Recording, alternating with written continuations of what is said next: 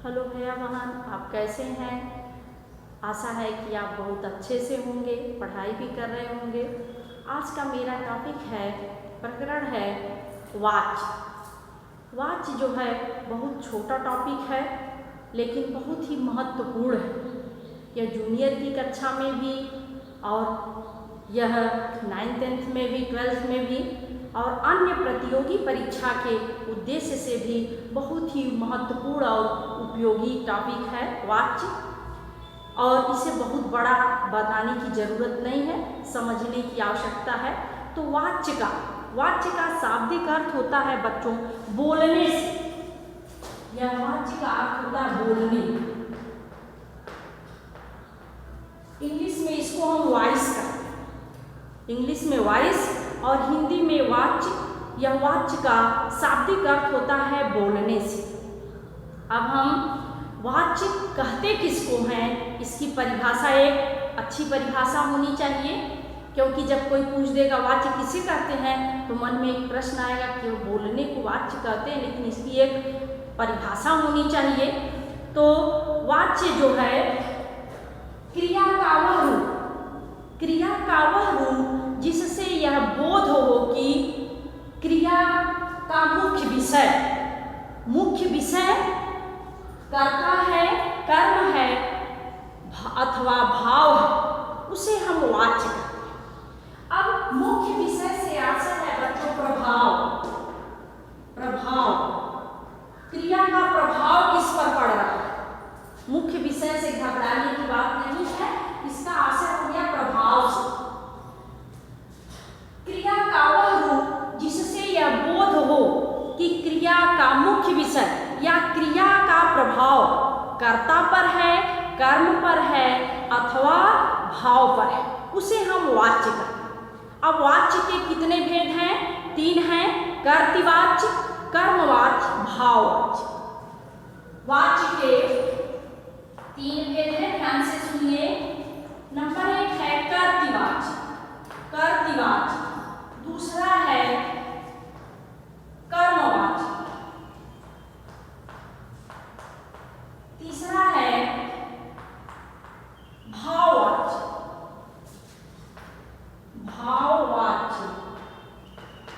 अब इसके भेद कितने हुए?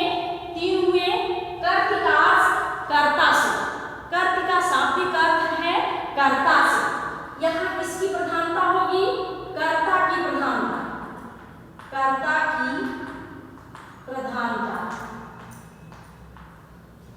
कर्मवाच्य, कर्म की प्रधानता, भाववाच्य, भाव की प्रधानता।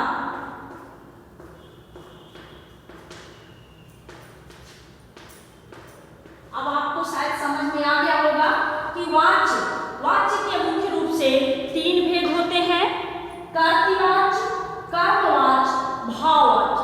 कर्तृवाच्य में कर्ता की प्रधानता, कर्मवाच्य में कर्म की प्रधानता और भाववाच्य में भाव की प्रधानता। अब इसकी हम परिभाषा ऐसे लिखेंगे कि जब वाक्य में कर्ता की प्रधानता हो उसे हम कर्तृवाच्य कहते हैं। जब वाक्य में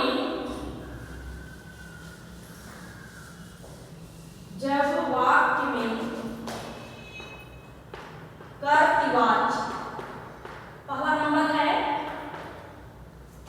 जब वाक्य में कर्ता की प्रधानता हो उसे हम कर्तृवाच्य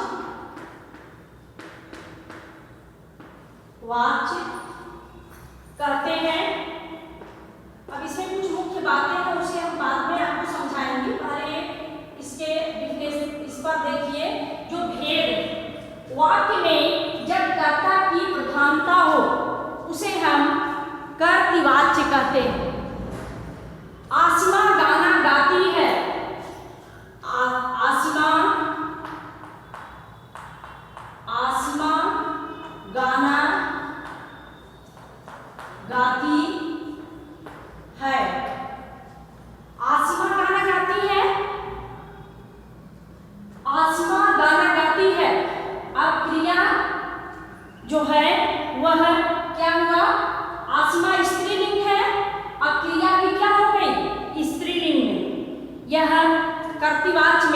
चार बातें जो हैं उसे भी आप अभी नोट कर लीजिए, ध्यान से सुनिए कि जैसे कर्ता के अनुसार, नंबर 1, कर्ता के अनुसार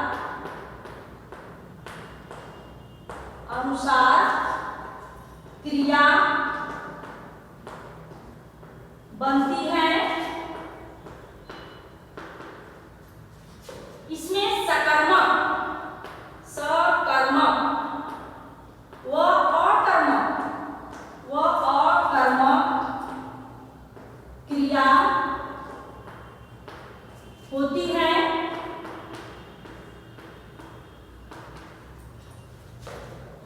कारक ने के चिन्ह वाले शब्द भी इसके अंतर्गत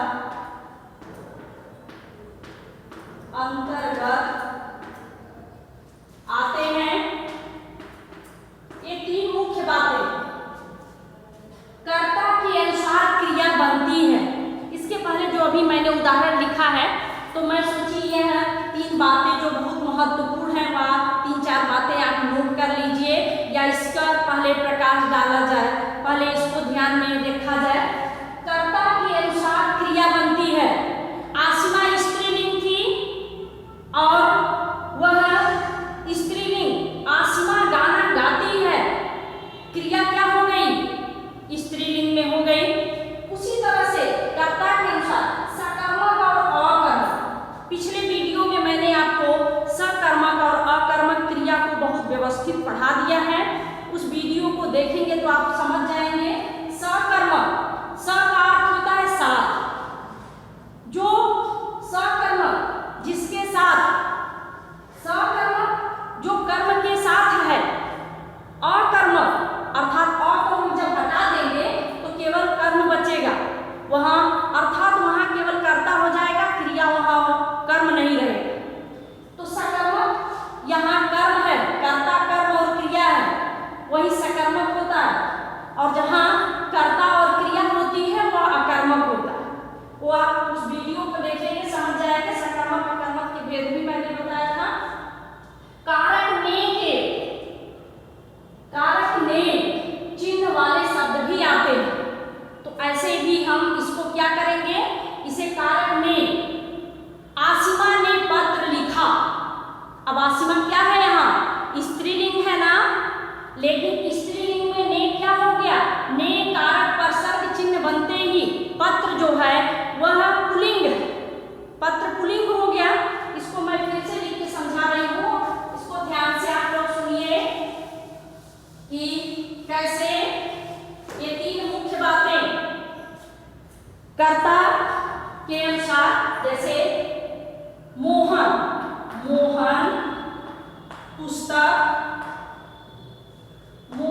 पुस्तक पढ़ता है।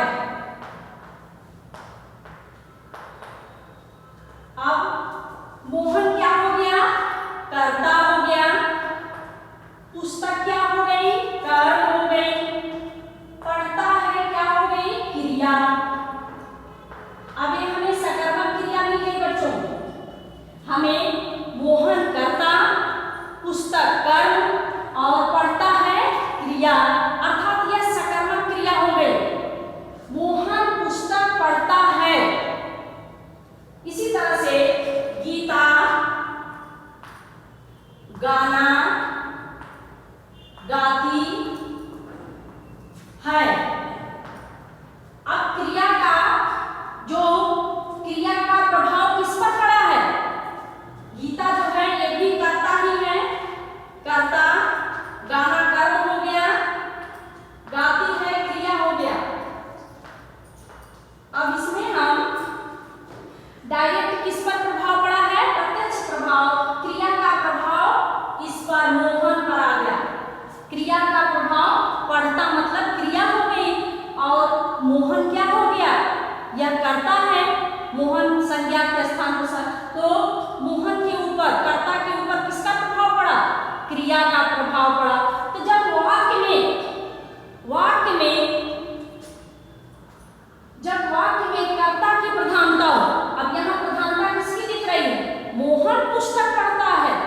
मोहन पुस्तक को पढ़ रहा, पुस्तक मोहन को नहीं पढ़ रही है, मोहन पुस्तक पढ़ता है।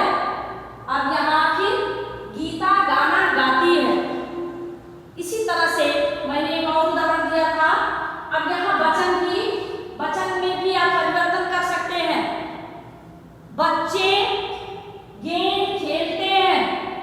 ये नहीं है कि जरूरी है कि आप बच्चे क्या हो गए, कर्ता हो गए, गेंद क्या हो गई, कर्म हो गई, और खेलते हैं क्रिया हो गई। तो यहाँ भी किसका प्रभाव पड़ा, यह कर्ता के ऊपर कर्ता का ही प्रभाव पड़ा। उसी तरह से सीता ने पत्र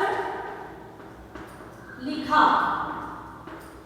अब यहाँ आप सोचेंगे कि यहाँ जो है अब तक मैडम कह रही थी कि जो कर्म का प्रभाव क्रिया का प्रभाव कर्ता पर है, लेकिन इसमें तो कुछ ऐसा नहीं है।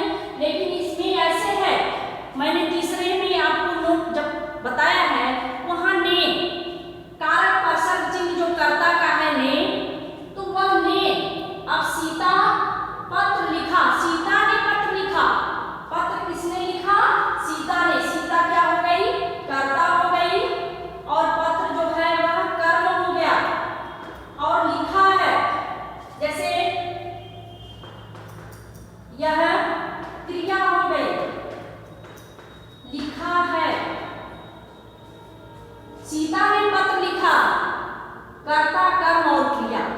पहले वाले में हमने आपको बताया था कि जो कर्ता के अनुसार क्रिया बदलती है, लेकिन इसमें कर्ता के अनुसार क्रिया नहीं बदली है। तो यहाँ आपको क्या मिला है, यही ने, जो कारक का परसर्ग चिन्ह है, ने मिला है। मोहन ने खाना खाया है, खाया, मोहन ने खाना खाया है। अब मोहन ने क्या हो गया, मोहन ने खाना खाया है, ने आ गया। अब ने यहाँ मोहन खाना खाता है, इसको मैं नहीं कर रही हूं, मोहन खाना खाता है। तो आप सोचेंगे मोहन पुल्लिंग है तो वह क्रिया भी पुल्लिंग की होनी चाहिए, तो यहाँ हो ही रही है। इसी तरह से सीता ने पत्र लिखा है, सीता स्त्रीलिंग है तो पत्र क्या है, पत्र के अनुसार बनी है। लेकिन यहाँ हमें प्रभाव किसका दिख रहा है, कर्ता का दिख रहा, सीता का दिख रहा है। क्योंकि मैंने तीसरे वाले नोट में आपको बताया है कि ने, यदि ने हो, कारक का पहला जो परसर्ग चिन्ह ने है, तो वहां भी कर्तृवाच्य ही होता है। तो धन्यवाद, आज के लिए बस इतना ही। शेष मैं आपको अगले वीडियो में जो कर्मवाच्य, ये तो कर्तृवाच्य है, अब अगले वीडियो में मैं आपको कर्मवाच्य और भाववाच्य बताऊंगी। धन्यवाद, आज के लिए बस इतना।